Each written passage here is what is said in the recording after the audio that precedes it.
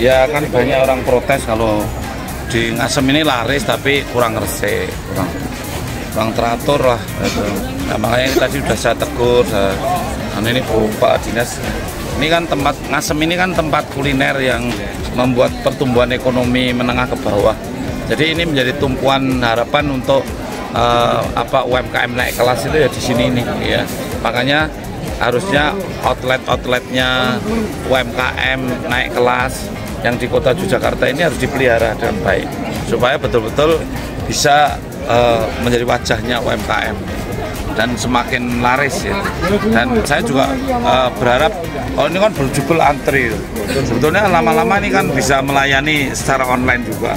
Mungkin kalau udah terkenal, ini ada Estelet terkenal, ya harusnya bisa melayani sejak malam atau pagi. Kalau memang senang ini ya bisa beli dari rumah. Itu ada bubur apa Bu? Bubur busirap misal begitu, itu ya sebenarnya bisa melayani dari rumah juga bisa, sudah sebelum berjubel antri begini kan tidak nyaman ya. Nah, di samping itu tadi ini nyuci piringnya itu waduh sedih, nyucinya diombrot-ombrot di situ. Terus sebetulnya mau makan pun nggak tegel ya, tapi harus dirubah lah. Tadi udah saya panggil penjualnya ya. Tapi yang penting spirit kita itu untuk memelihara outletnya UMKM di Ngasem dan semakin baik. Tenun. Langkah dari kantor untuk pelibatan pedagangnya seperti apa, Pak? Ya tadi tak suruh ngumpulkan nih Pak, ngumpulkan pedagang. Kalau pas ora laris kumpul terus didoktrinasi masing-masing outletnya mereka ini kasih tempat sampah tiga. Bagi yang jualan makanan basah seperti bubur atau apa, jangan mengeluarkan sisa makanan itu langsung ditaruh di pinggir jalan, orang pada lalu lalang, lalernya kemana-mana. Itu kan bisa langsung masuk blek ke kontainer. Ya kontainernya dipilah plastik, sisa makanan apalagi. Nggak sulit, teknologinya nggak sulit, kemauannya saja.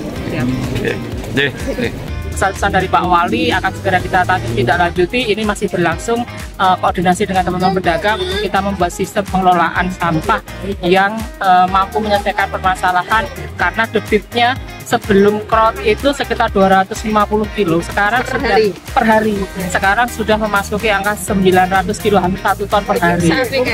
Iya, jadi cuma Sabtu Minggu itu debit sampah sudah di angka 901 kilo. Jadi ini kan butuh pengelolaan yang lebih lebih perform. Kemudian secara tempat juga memang kebetulan tidak ada tempat, tetapi kami sudah koordinasi. Kita ada satu tempat yang kita sediakan terpisah dari pasar untuk kemudian nanti tidak menimbulkan dampak bau atau lalat dan mengganggu kesehatan. Jadi akan ada tidak lanjut setelah ini. Nah, ini kan memang kami juga membutuhkan peran pedagang. Selama ini kan hanya dibebankan kepada Dinas Perdagangan. Nah, sekarang kita koordinasikan untuk para pedagang itu yang juga menghasilkan sampah yang cukup besar untuk juga ikut terlibat di situ. Nah, mereka itu kadang-kadang hanya mengambil piring atau gelasnya masing-masing, tetapi residu makanan, plastik itu sudah diambil sehingga berjajaran di mana-mana. Nah, ini harus masing-masing kuliner ini memiliki orang yang memang diberi tugas untuk membersihkan dan mengambil bekas makanan.